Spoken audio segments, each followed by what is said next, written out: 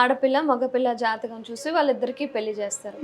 అంత చక్కగా మంచి ముహూర్తంలో పెళ్లి చేసినా కూడా వాళ్ళు 6 నెలలు కూడా ఉండట్లేదు, విడాకులు ఈ మధ్యకాలంలో చూస్తున్నాం. విడాకులు అనేవి ఎక్కువగా అవుతున్నాయి. మరి అంత జాతకాలు చూసి పెళ్లి చేసిన విడాకులు ఎందుకు అవుతున్నాయి?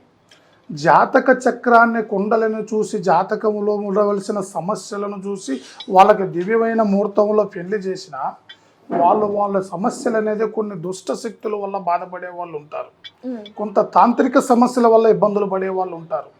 వాళ్ళ కుటుంబంలో ఏం జరుగుతుందో వాళ్ళకే తెలియకోకుండా ఈడిపోయే సమస్యలు చాలా ఉన్నాయి. కొంతమంది మనస్పర్ధలతో ఇబ్బందులు పడే వాళ్ళు ఉన్నారు. వీటికి సంబంధించిన జాతక చక్రాన్ని చూసే పరిశీలన వేరు, వాళ్ళకు జరిగే చెడు సమస్యల వల్ల బాధపడే వాళ్ళు చాలా మంది ఉన్నారు. దాంట్లో చేతపడి కావచ్చు, చెల్లంగి కావచ్చు, శుద్ర పూజ కావచ్చు, తాంత్రిక బంధన కావచ్చు, ఇలాగ కొన్ని సమస్యలు జరిగి మనుషులు బాధపడే వాళ్ళు కూడా చాలా మంది ఇడిపోతున్నారు. మా దగ్గర వచ్చిన వాళ్ళకి ఇంతమందికి చాలా మందికి ఆ పరిష్కారం చేసి వాళ్ళకి చక్కటి జీవితాన్ని మేము ప్రసాదించి వాళ్ళు అన్యోన్యంగా జీవించే విధంగా వాళ్ళ సమస్యను పూర్తిగా పరిశీలించాము తల్లి మేము.